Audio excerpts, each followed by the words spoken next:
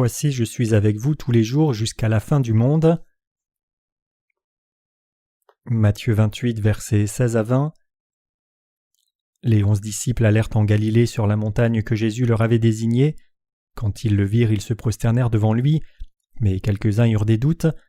Jésus s'étant approché leur parla ainsi: « Tout pouvoir m'a été donné dans le ciel et sur la terre. Allez, faites de toutes les nations des disciples, les baptisant au nom du Père, du Fils et du Saint-Esprit, et enseignez-leur à observer tout ce que je vous ai prescrit. Et voici, je suis avec vous tous les jours jusqu'à la fin du monde. » Jésus-Christ est la personne qui a l'autorité d'envoyer l'âme des gens au ciel ou en enfer. En dehors de Jésus-Christ, il n'y a pas de Dieu qui ait autorité d'envoyer les âmes des pécheurs en enfer. Seul Jésus-Christ peut envoyer l'âme des pécheurs en enfer. Donc un pécheur va au ciel quand il reçoit la rémission des péchés par la foi en Jésus-Christ, ou entre en enfer en le rejetant. Quand Jésus dit « Tout pouvoir m'a été donné dans le ciel et sur la terre », il disait « Je suis Jésus qui est ce genre d'autorité, et Dieu le Père m'a donné toute autorité dans le ciel et sur la terre. Moi aussi je vous donne la même autorité. » Cela dit qu'il a donné à ses disciples l'autorité d'envoyer les âmes des pécheurs au ciel ou en enfer. Donc les disciples de Jésus ont ce genre d'autorité.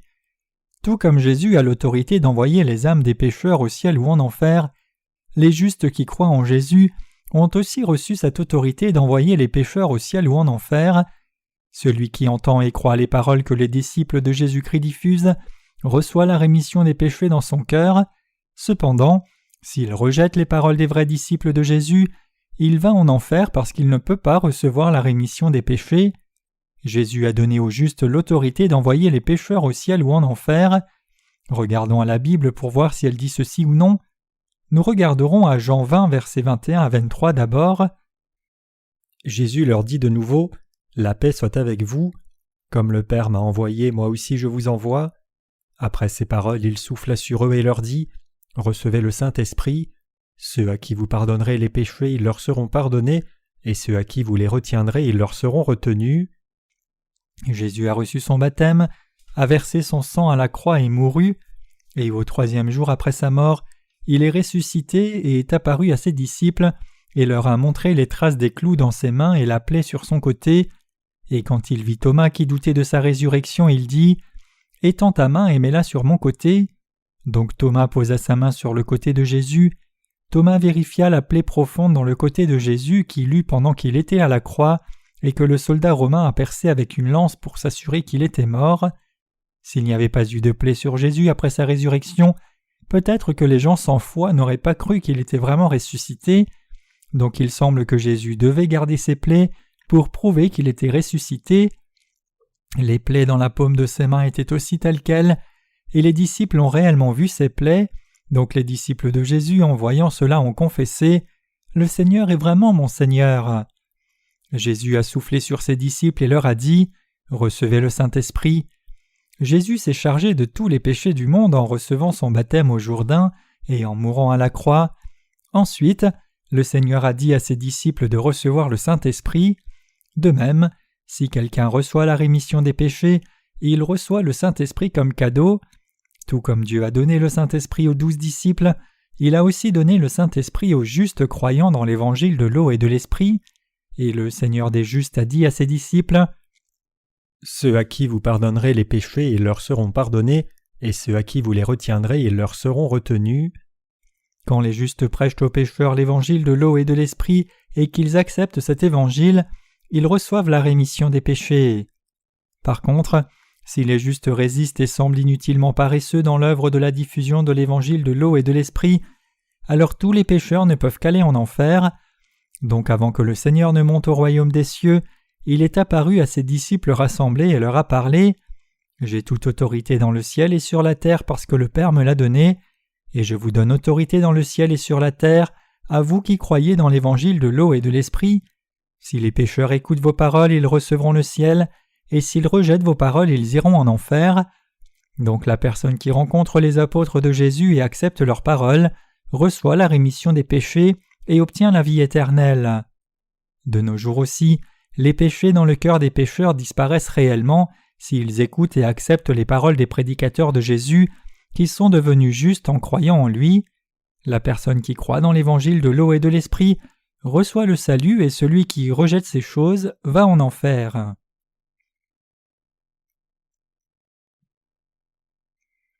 Le Dieu des justes a donné cette autorité à ses disciples. Le Seigneur a donné aux justes l'autorité d'envoyer les pécheurs au ciel ou en enfer.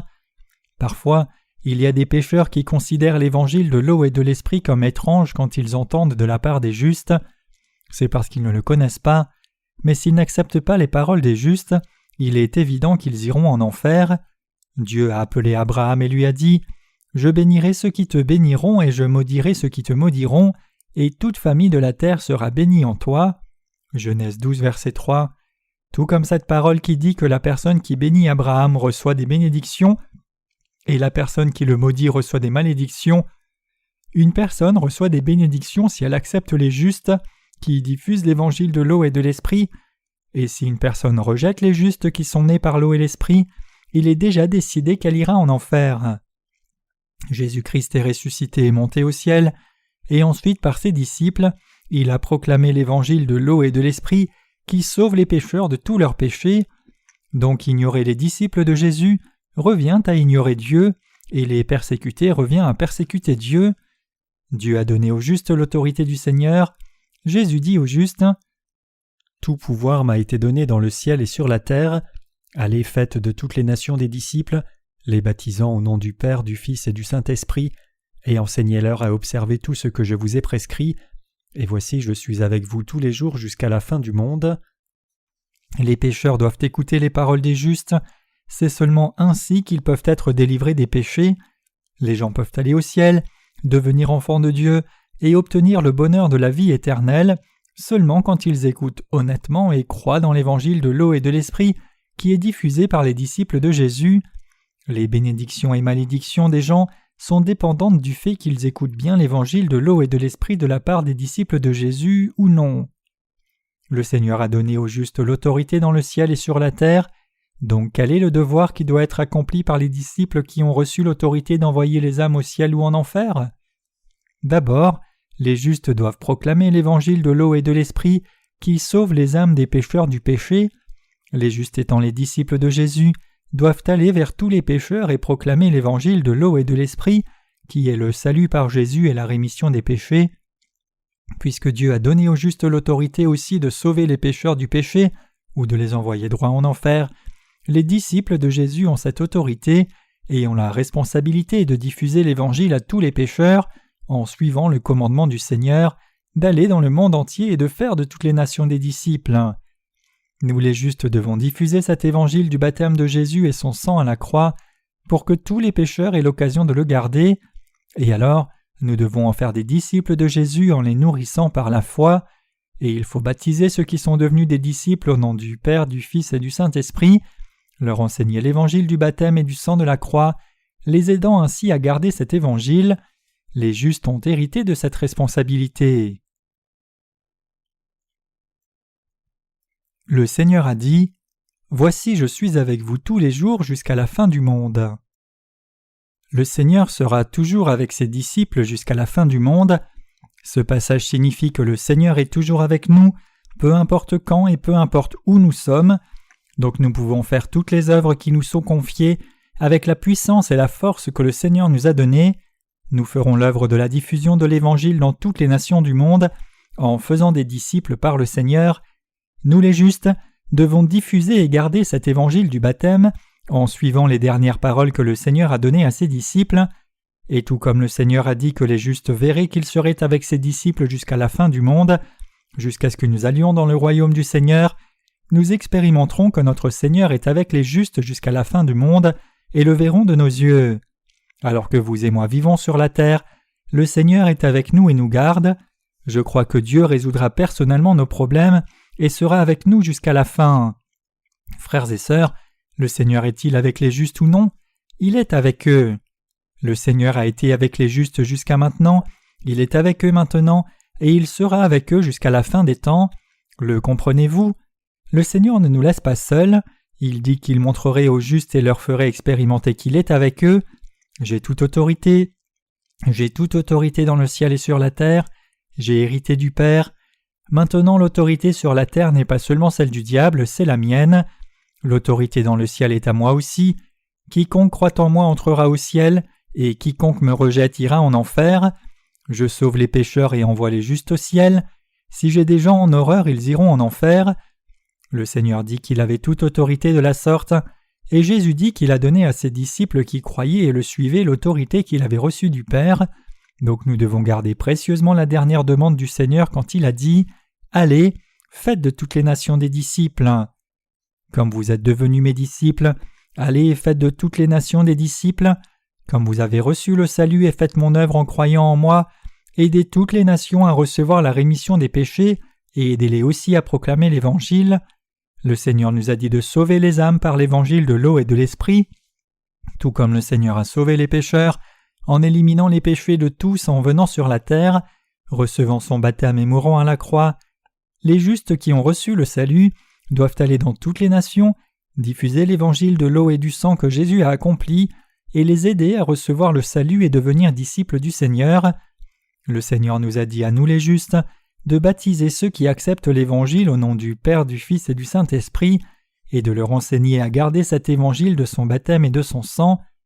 Qu'est-ce que cela signifie quand le Seigneur dit « Enseignez-leur à observer tout ce que je vous ai prescrit » Cela signifie que nous devons les amener à croire dans l'Évangile de son baptême et de son sang, puis les nourrir pour qu'ils renoncent à eux-mêmes, suivent le Seigneur et proclament l'Évangile. En bref, le Seigneur nous a dit de sauver les gens puis de leur faire vivre la vie de disciples, et ce sont les dernières paroles que le Seigneur a données à tous les saints. Donc les justes doivent garder l'Évangile de son baptême et de son sang, l'antitype du salut que le Père et le Fils et le Saint-Esprit sont venus sur la terre et ont sauvé les pécheurs des péchés, et l'Évangile du baptême de Jésus et son sang. Quand nous diffusons ce vrai Évangile, le diable nous attaque et nous cause du tort parce qu'il est si alarmé, mais si nous ne diffusons pas l'Évangile du baptême, mais disons seulement aux gens de croire en Jésus, Satan le diable est heureux. Pourquoi ? C'est parce que si vous diffusez cela et croyez ainsi, vous ne pouvez pas recevoir le salut et vous irez dans l'enfer éternel avec lui. C'est parce que vous appartenez alors au même parti que lui. Donc ceux qui n'ont pas reçu la rémission des péchés tombent tous dans la tromperie de Satan et reçoivent très amicalement les paroles des serviteurs de Satan quand ils prêchent sans parler du baptême de Jésus. Oh oui, c'est vrai, c'est ce que nous devons croire, c'est vrai. Je crois en Jésus de cette façon aussi, je suis heureux de vous rencontrer.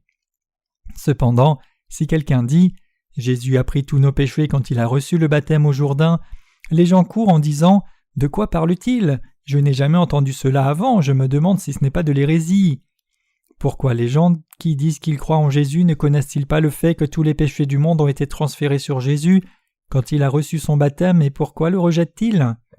Ils sont réticents à croire la vérité, même si toutes les paroles de la Bible en parlent.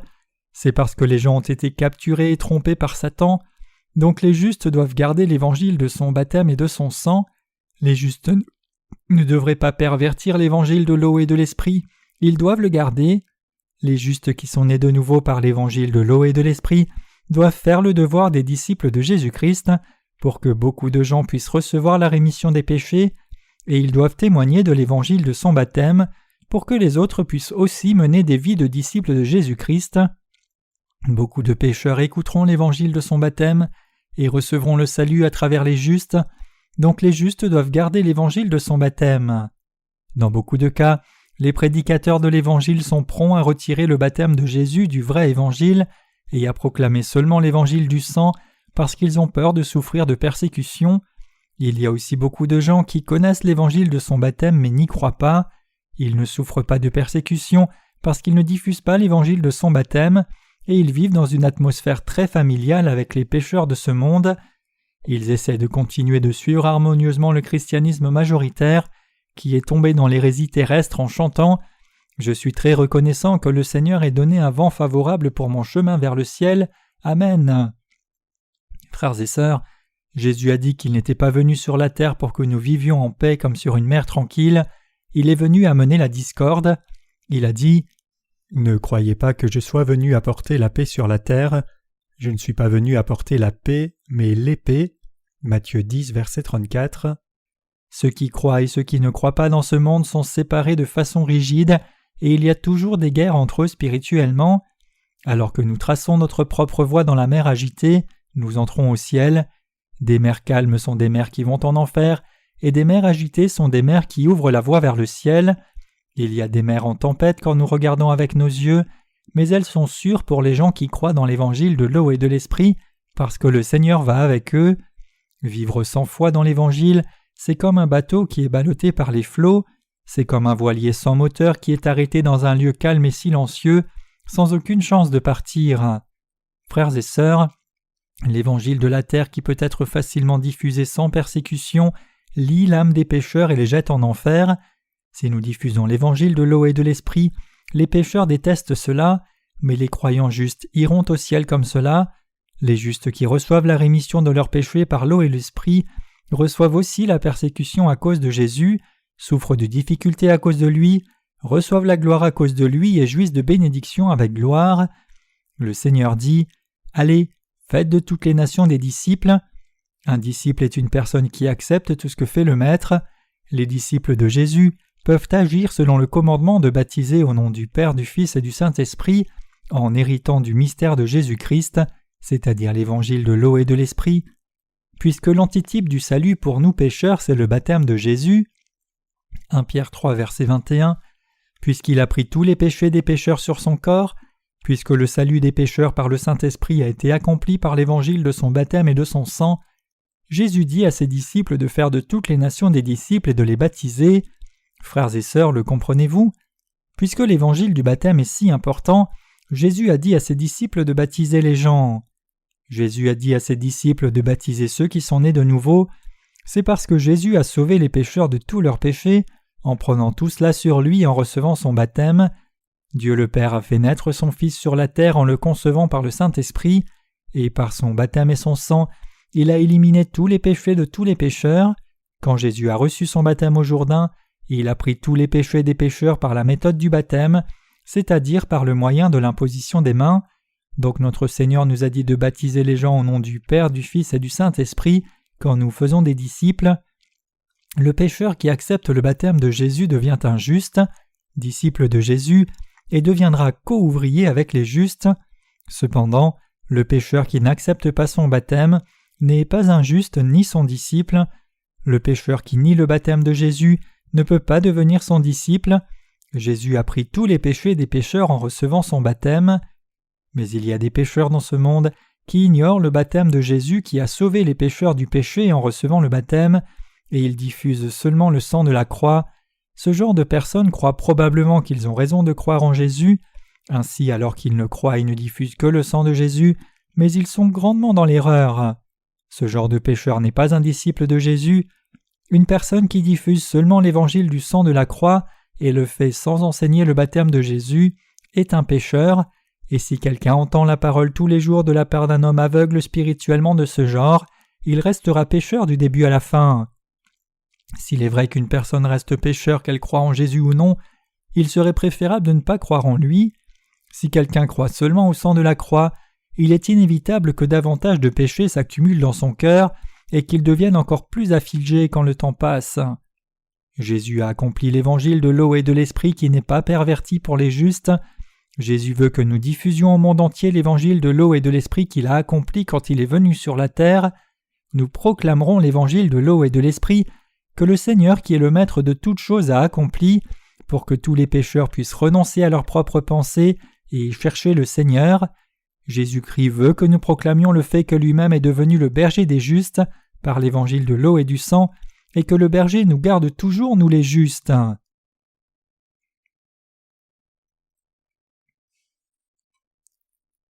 Les justes obéissent aux dernières paroles de Jésus lorsqu'ils diffusent l'évangile du baptême de Jésus et son sang. Les dernières paroles de Jésus étaient vraiment grandes. Jésus a donné ces dernières grandes paroles pour vous et moi les justes. Le Seigneur a exprimé ces dernières paroles en disant qu'il ne laisserait jamais les justes. Le Seigneur a dit qu'il serait avec nous jusqu'à la fin du monde. Donc alors que les justes subissent de la persécution, ils souffrent avec le Seigneur et quand ils reçoivent la gloire, ils la reçoivent avec le Seigneur. Frères et sœurs, le Seigneur est avec vous, et le Seigneur montre aux pécheurs le fait qu'il sera avec les justes jusqu'à la fin du monde. Même si les justes eux-mêmes sont insuffisants et faibles, le Seigneur ne les laisse pas seuls, donc le Seigneur intervient dans l'œuvre qu'ils font et fait que cela se passe bien, et il travaille avec les justes et diffuse l'Évangile avec eux. Le Seigneur pense avec les justes, est toujours à côté d'eux et demeure parmi eux comme un ami, et le Seigneur a demandé aux justes de proclamer l'Évangile que le Père leur a confié. Jusqu'à ce que cette œuvre soit entièrement finie et jusqu'à la fin du monde, le Seigneur sera toujours avec les justes, donc le salut de l'eau et de l'esprit dont les justes héritent est bon. Même quand nous faisons face au temps de la tribulation, le Seigneur sera avec les justes. Vous verrez avec vos yeux et l'expérimenterez. Vous et moi qui sommes nés de nouveau par l'évangile de l'eau et de l'esprit, voyons maintenant et verrons continuellement comment le Seigneur est devenu notre berger et comment il protège ses brebis et travaille avec les justes. Le Seigneur nous a donné le salut par l'évangile de l'eau et de l'esprit et a promis qu'il serait avec nous les justes comme il nous a demandé de faire l'œuvre de l'évangile. Frères et sœurs, n'est-ce pas rassurant? Vous et moi diffusons maintenant l'évangile dans le monde entier. Le Seigneur a ouvert la voie pour que nous puissions diffuser l'Évangile par la littérature ou Internet. Nous voyons aussi que ceux qui ont reçu la rémission de leurs péchés dans chaque pays nous envoient des emails qui contiennent leur témoignage de salut et leur ministère pour le vrai Évangile. Le Seigneur nous donne la puissance à travers l'Église de Dieu, travaille avec nous, nous encourage nous qui ne savions pas quoi faire, et ouvre largement la voie pour diffuser l'Évangile au monde entier. Toutes nos œuvres vont bien parce que le Seigneur est avec nous. Nous pouvons accomplir les œuvres de justice parce que le Seigneur prend plaisir en nous et parce qu'il est avec nous. Proclamer l'Évangile ne serait jamais possible si le Seigneur n'était pas avec nous.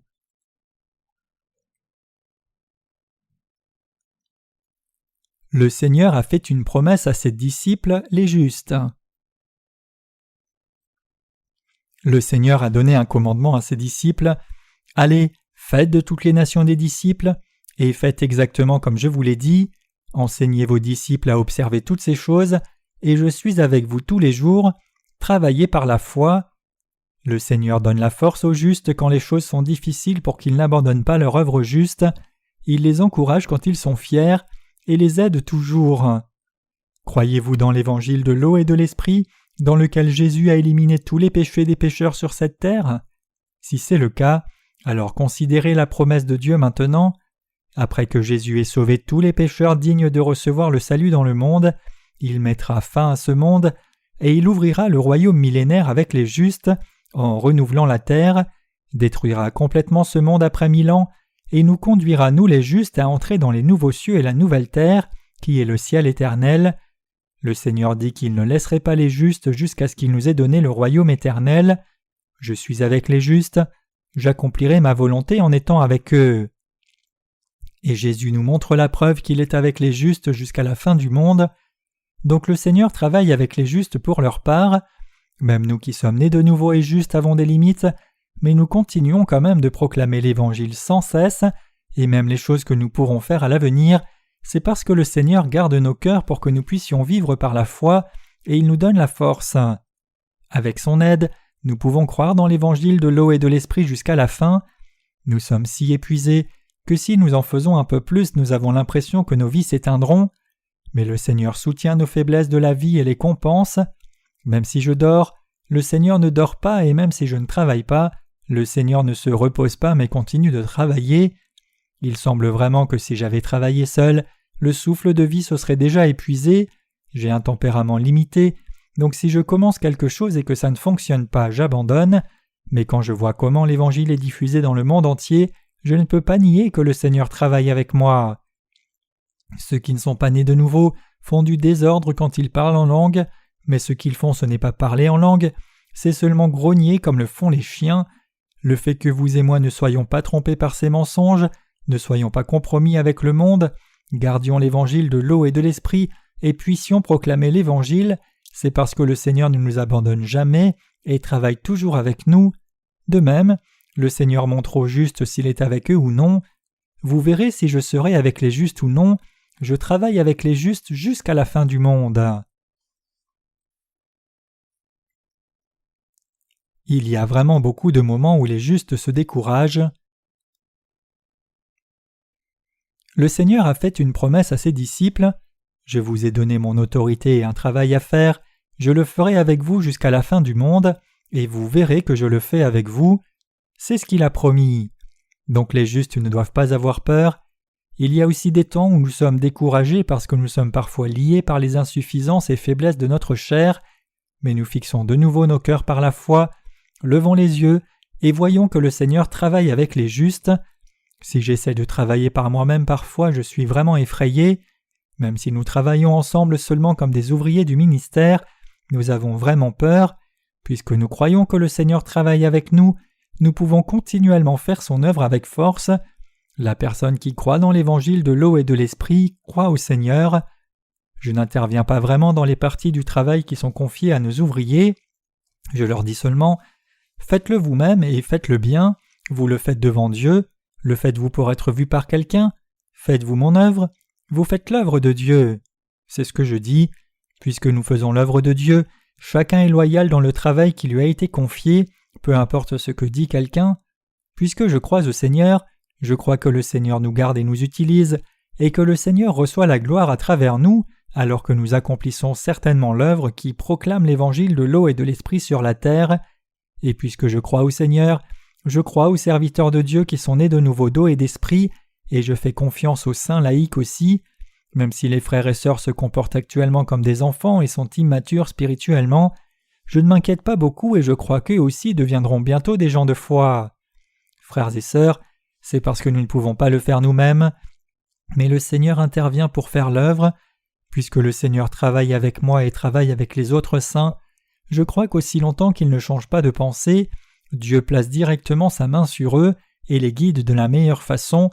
Donc puisque je crois en ce qu'il fera, il y a aussi des temps où j'ose comme n'ayant pas d'inquiétude. Je crois que puisque nous travaillons avec le Seigneur, les bénédictions viendront pour ceux qui vivent selon sa volonté, et il enlèvera les bénédictions qu'il leur a données s'ils s'opposent continuellement à la volonté de Dieu et se comportent comme des enfants contre sa volonté. Notre Seigneur détient toute l'autorité dans le ciel et sur la terre, et il a donné cette autorité aux disciples qui sont nés de nouveau d'eau et d'esprit. Donc nous devons vivre en suivant la volonté du Seigneur, et nous diffusons l'Évangile aux pécheurs. Si eux aussi veulent recevoir des bénédictions, ils doivent reconnaître les disciples de Jésus et bien écouter leurs paroles. S'ils n'écoutent pas les paroles de ces disciples, ces bénédictions leur échappent. Frères et sœurs, s'il y a quelqu'un qui est trop faible, je le visite et l'encourage avec de bonnes paroles. Mais si ce n'est pas cette personne qui est faible, mais que son cœur est trop hautain et borné, je le laisse seul. Cependant, vous devez savoir que parfois nos faiblesses aussi deviennent de grands maux devant Dieu. C'est mal si vous tombez totalement dans vos faiblesses et n'avez pas la pensée de vous en libérer. Le Seigneur nous a sauvés, nous qui sommes faibles physiquement, par l'évangile de l'eau et de l'esprit, et nous a permis d'avoir une foi forte. Puisque le Seigneur nous a donné la foi pour parler avec assurance à quiconque nous rencontrons, nous ne pouvons pas oublier que nous devons diffuser cet évangile précieux aux pécheurs. Il convient aux justes de vivre avec le Seigneur en louant l'œuvre que Jésus a faite, étant reconnaissant et cherchant ce qui leur est nécessaire auprès de lui. Le Seigneur est avec tous les justes et avec moi, ceux qui sont nés de nouveau, sans exception, jusqu'à la fin du monde. Le Seigneur dit « Je suis avec vous tous les jours jusqu'à la fin du monde ». Il dit qu'il nous montrerait s'il est avec nous ou non. Le Seigneur a-t-il été avec vous jusqu'à maintenant? Oui. Vous expérimentez chaque jour le fait que le Seigneur soit avec vous depuis que vous avez reçu le salut, n'est-ce pas? Je l'expérimente moi aussi. Je l'ai expérimenté de nombreuses fois. Dans l'avenir aussi, je l'expérimenterai beaucoup. Donc il nous suffit de renoncer à notre être insuffisant et de suivre le Seigneur. Si nous essayons d'obtenir nos propres désirs en mettant le Seigneur de côté, à partir de là nous sommes frappés et souffrons de difficultés jusqu'à la mort. Mais si nous donnons nos vies au Seigneur et cherchons sa volonté, à partir de là il s'occupe de tout, il fait le meilleur travail. L'œuvre que les justes devront faire dans les derniers jours, c'est de faire de toutes les nations des disciples en diffusant la parole du Seigneur. L'œuvre qui consiste à aller dans le monde entier et prêcher l'Évangile à tout le monde est pour nous. Donc nous diffusons l'Évangile quand nous allons à Yanbian en Chine, nous le diffusons à tous ceux qui sont autour de nous aussi, et nous allons partout où nous pouvons pour témoigner de l'Évangile de l'eau et de l'Esprit à tout le monde. Le Seigneur a ouvert la voie connue comme Internet pour que nous diffusions aussi l'Évangile dans des endroits où nous ne pouvons pas aller physiquement. Il ne nous donne par son œuvre puis l'oublie, il demeure toujours en nous et travaille toujours avec nous. nous ne diffusons pas l'Évangile pour étendre notre dénomination, nous obéissons au commandement du Seigneur qui nous demande de faire de toutes les nations des disciples. Le Seigneur nous montre qu'il est avec nous jusqu'à la fin du monde et nous aide. Vous avez probablement essayé de comprendre ce que nous devons faire dans les derniers jours. Oui, nous devons diffuser l'Évangile de l'eau et de l'Esprit à tous les gens dans le monde entier, et nous devons enseigner aux gens ce que le Seigneur nous a ordonné, avoir la foi dans nos cœurs, et garder la parole du Seigneur jusqu'à la fin. Diffuser l'Évangile de l'eau et de l'Esprit au monde entier, c'est la même chose que garder notre foi. Le Seigneur travaille avec nous qui gardons sa parole, et il nous protège, nous aide et nous fait grandir. C'est ce que fait notre Seigneur. Il nous suffit juste de bien faire les choses.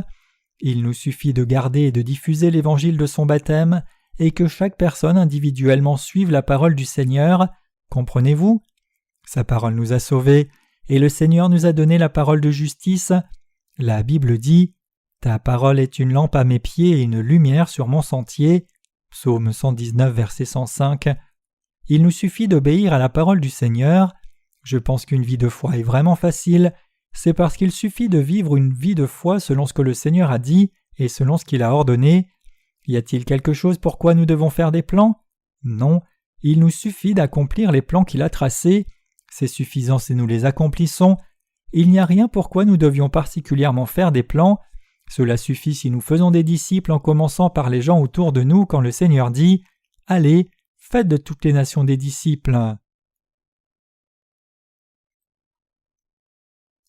Faites de tous des disciples de Jésus-Christ. Diffusez l'Évangile de son baptême et de son sang à tout le monde dans le monde entier et aidez-les à croire et à suivre le Seigneur. Et ceux qui ont des jambes fortes, allez au loin et témoignez de l'Évangile à tous les pécheurs et enseignez aux gens qui entendent l'Évangile à proclamer cet Évangile de son baptême clairement quand ils le diffusent aux autres pécheurs aussi. Enseignez clairement les gens pour que lorsqu'ils reçoivent le salut et diffusent l'Évangile à d'autres personnes, ils ne puissent pas le diffuser en oubliant le baptême de Jésus. Et vivez en expérimentant si le Seigneur sera avec vous jusqu'à la fin du monde. Dieu est avec nous. Il nous suffit d'accomplir silencieusement ce que le Seigneur nous a ordonné, alors que nous expérimentons et voyons de nos yeux qu'il est toujours avec nous. Si nous essayons de suivre la parole du Seigneur, il nous suffit de le rencontrer fréquemment. C'est vraiment facile de suivre son commandement. Est-ce facile ou difficile pour vous? C'est facile. Nous pensons que prêcher est vraiment difficile, mais c'est en réalité vraiment facile. Il nous suffit de diffuser ce que le Seigneur a accompli pour nous. Je le dis une fois de plus, nous ne pouvons pas dire au Seigneur de nous suivre. Une vie de foi, c'est notre confiance en lui. Il n'est pas heureux si nous vivons une vie de foi réfractaire en nous opposant à la volonté de Dieu. Nous devons vivre en mettant le Seigneur qui est notre commandant en premier. Si le Seigneur va vite, nous allons vite. S'il fait une pause, nous en faisons une avec lui. Même s'il se réveille et va très doucement à la vitesse de 50 mètres à l'heure en regardant une montagne éloignée, nous ne devons pas dire « Ouah, si tu veux y aller, va vite !» Nous devons prendre son rythme et aller à 50 mètres à l'heure. Dans un tel cas, si nous disons « Seigneur, est-ce difficile pour toi? S'il te plaît, sors de mon chemin, je vais passer devant. » Il n'est pas heureux. Savez-vous ce que le Seigneur dit alors? Il pourrait dire « Je vois que tu ne connais vraiment pas tes limites. » Frères et sœurs, il suffit que nous nous attendions au Seigneur et allions avec lui aussi loin qu'il va. C'est la seule et unique chose qu'il nous demande. Il nous demande de consacrer nos efforts à la proclamation de l'Évangile.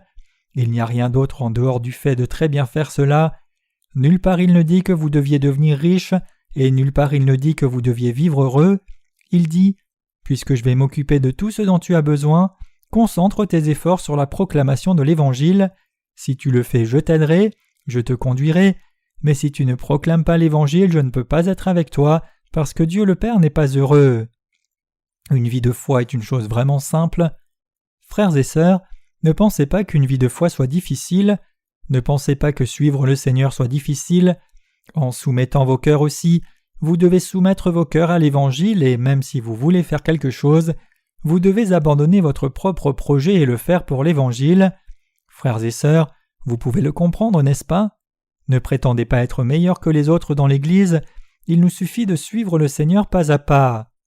Toutes les paroles que le Seigneur a dites sont des promesses qu'il nous a faites. D'abord il dit « Je vous ai donné mon autorité ». Deuxièmement il dit Allez, faites de toutes les nations des disciples en leur diffusant cet évangile. Faites de toutes les nations des gens qui me suivent et croient en moi. Troisièmement, il dit « Ne pervertissez jamais l'évangile ». Quatrièmement, il dit « Je serai avec vous, ne vous inquiétez pas, faites silencieusement ce que je vous ai dit par la foi ». Ce sont les dernières paroles du Seigneur. Nous devons toujours nous rappeler que nous devons marcher avec Dieu. Soyez loyal dans les circonstances qui vous sont données et vivez pour l'Évangile. Il n'y a pas d'autre but pour un enfant de Dieu né de nouveau que de vivre la vie qui proclame l'Évangile. Ne pensez à rien d'autre.